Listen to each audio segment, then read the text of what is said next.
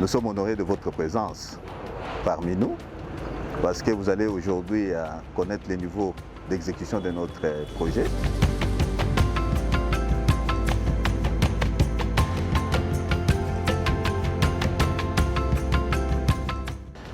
Aujourd'hui, là, vous avez un laboratoire qui est véritablement un laboratoire d'expertise, mais d'expertise globale.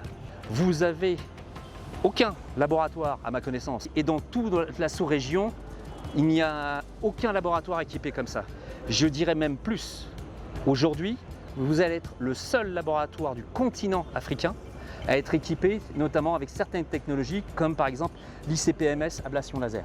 Et pour ça, il y a quelque chose qui a été unique dans cet achat de matériel ici au CEC, c'est qu'ils ont décidé de coupler cet ICP-MS avec une technologie que l'on appelle l'ablation laser. L'ablation laser, c'est en gros une technologie qui permet d'analyser directement le solide, de le vaporiser et de le faire rentrer dans le spectro.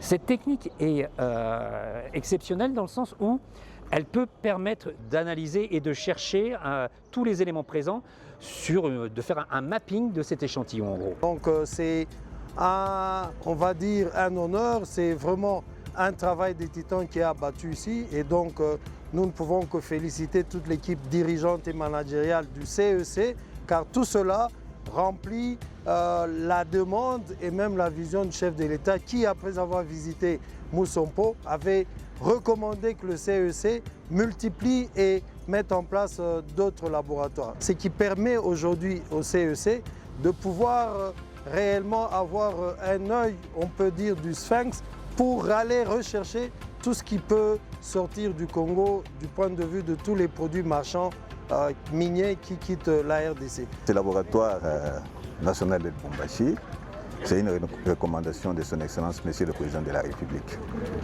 Je pense que le conseiller principal l'a dit tout à l'heure, lors de sa visite à Moussompo, le Président de la République a recommandé au CEC de pouvoir implémenter d'autres laboratoires tels que les laboratoires de Moussompo. C'est dans cette démarche, c'est dans cette vision que nous nous sommes implantés et nous sommes en train de répondre à la volonté de son Excellence, Monsieur le Président de la République. Nous avons des équipements qui sont destinés au Bas-Congo et nous avons des équipements qui vont être implémentés à Kinshasa. Bref, le CEC est tenté de s'implanter partout. Le bureau technique de contrôle, sa présence au chantier, c'est pour s'assurer de la qualité des travaux qui sont réalisés par l'entreprise qui est en train de construire. Et ici, nous pouvons rassurer le CEC ainsi que l'État que les travaux se passent très bien et que le délai sera respecté. Mais aussi, nous veillons à ce que tout ce qui a été prévu pour ces laboratoires, parce que c'est un laboratoire qui va recevoir des grosses machines et ce sont des machines très sensibles.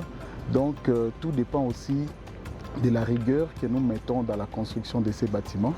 Et donc nous pouvons ici rassurer que les travaux se passent très bien et nous sommes en train de suivre pour effectivement doter le CEC d'un bâtiment qui répond aux normes.